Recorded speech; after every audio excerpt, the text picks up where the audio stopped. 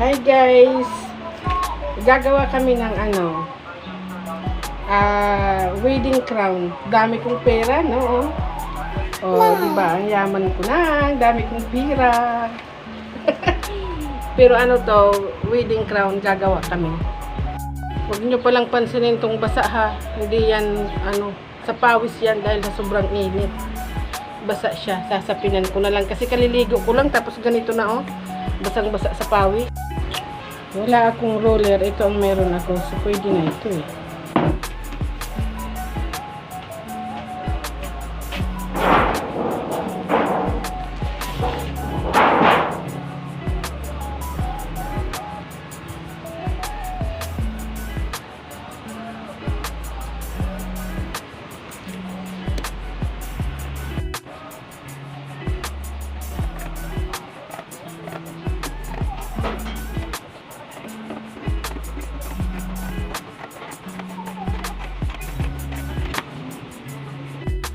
So ito na, nakabuo na ako ng corona.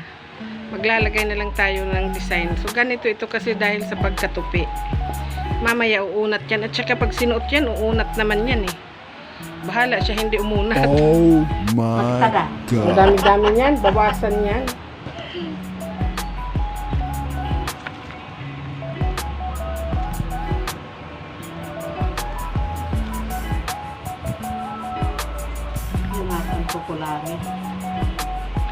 Pag kinulang nito, walang problema kaya meron yan sa palengke nito eh.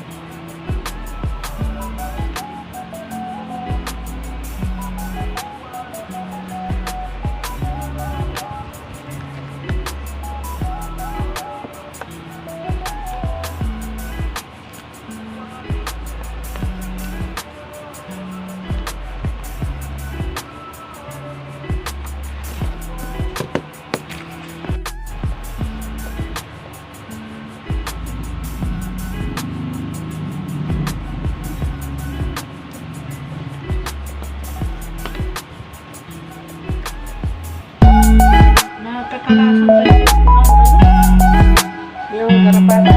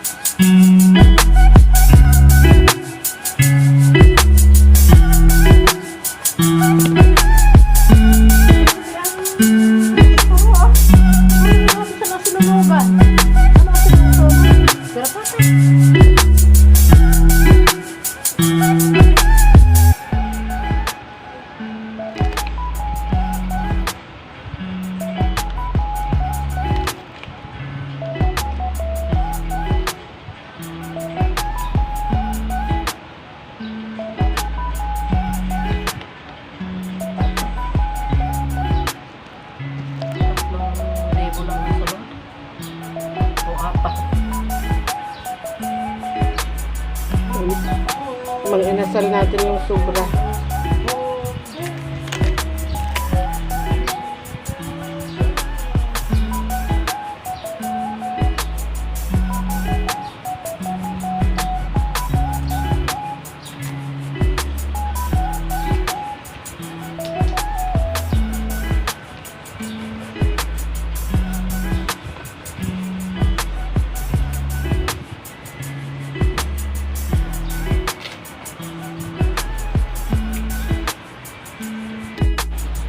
So ayan guys, tupiin lang natin yung 1,000. Kailangan nakalabas yung ulo.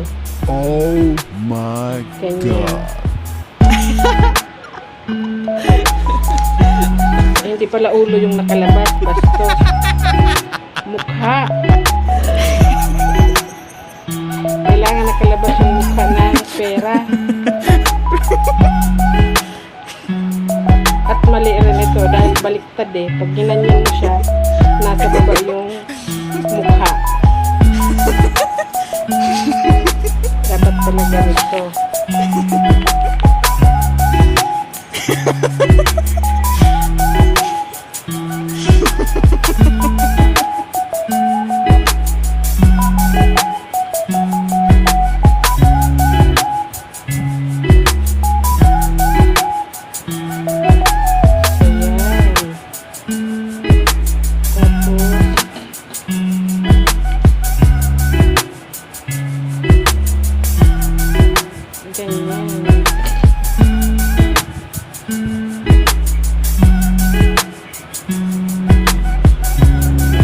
Tapos itong sobrang ganito, itutin natin ganyan.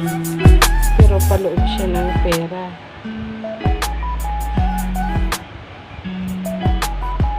Bali, nakaganyan siya. Yan.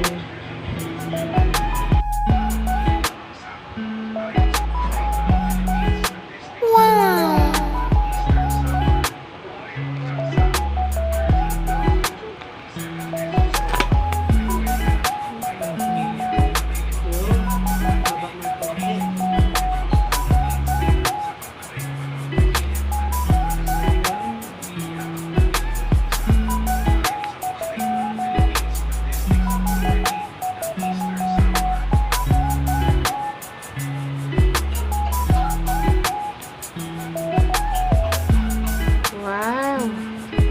Ang dami! Wow!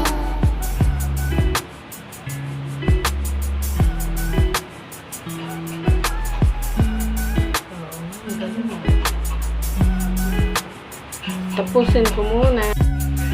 Ayan. So guys, ito na ang aking natapos na ginawa kong money crown. Ayaw makakita mo mo din kasi girl na siya. So, ayan. Labas na yung mga ulo, oh. Ayan. Ganyan lang siya. Simpleng design kasi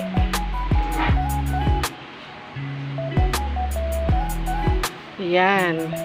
Kulang sa sa pera. Kaya simple lang ang design niya. Ayan. Meron siyang palawit-lawit. Kapa-kapa kunyari. Tigta-tatlo yan eh.